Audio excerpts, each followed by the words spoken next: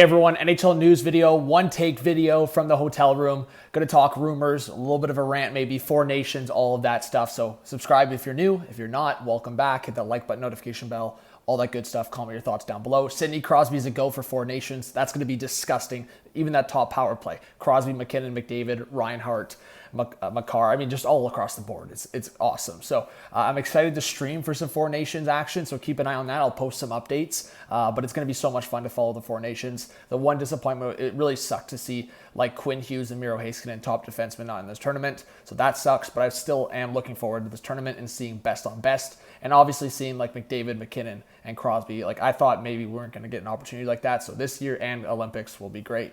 Talking about some news, so Elliot Friedman on 32 Thoughts talked about a John Gibson trade. It keeps going up and down. Carolina and Edmonton are the two teams he was willing to go to and still seems like that's the case, but he's waiting to see if there'd be a starter opportunity there because Edmonton really has their hopes high for Stuart Skinner to be that guy long term, but John Gibson going there doesn't really align with that. And then Carolina, they have Kochetkov and Frederik Andersen.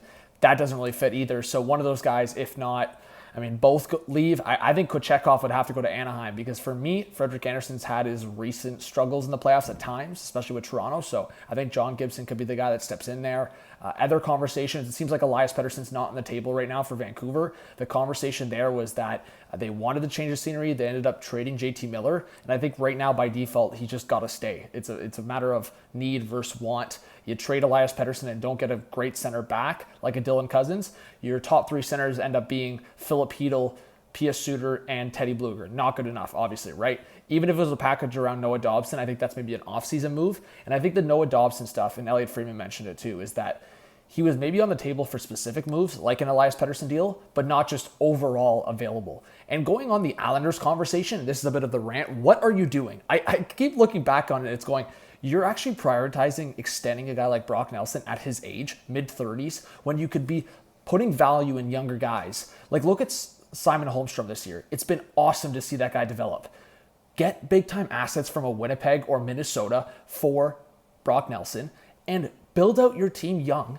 And you know what? You don't have Barzal right now. You don't have Dobson. I think the Islanders could have a bright future if they pick wisely.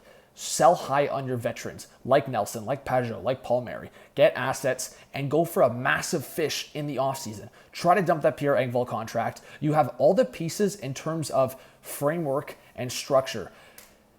Do I think they have like the best top talent in the league? No, but they have a great goalie in Sorokin. They have a couple defensemen on the rise in Dobson and Romanoff.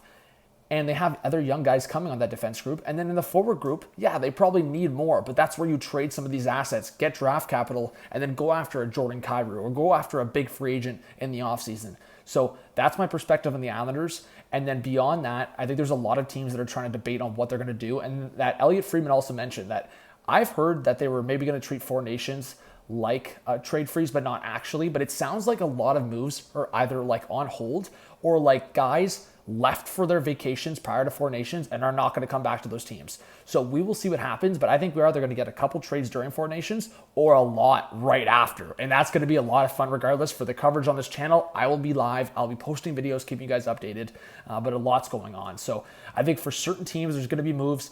The big conversation right now, and I want to talk about, is Max Domi. He might be moved by Toronto. He might be a cap. Again, I don't want to use the word dump, but he might be a cap casualty, and I do need to talk about this more. So keep an eye on that. I talked about it in my last video. Go watch my last video. And then there's a lot of different conversations around what's going to happen in Four Nations and guys, maybe how they perform, how that could affect their team and their club. So like I said, Brock Nelson, we'll see how he plays with the Islanders. And then Four Nations, we'll see. But another guy would be Chris Kreider. What's going to happen with the Rangers the rest of the season? The Rangers have just gone through these lulls, and then even JT Miller gave him a bit of a spark, and it doesn't seem like the Rangers are in a good spot to make the playoffs. So do the Rangers move some guys out? I think Ryan Lindgren's been talked about a lot.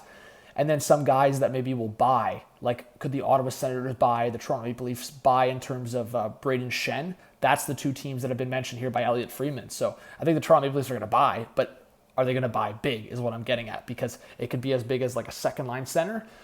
The next layer would be like a Scott Lawton, or do they just get peripheral guys? I think it's time for Brad Treliving to go all in. I think there's certain teams there to go all in, and Toronto is one of them. So guys, I just wanted to make a quick update video. There's a lot of news coming out.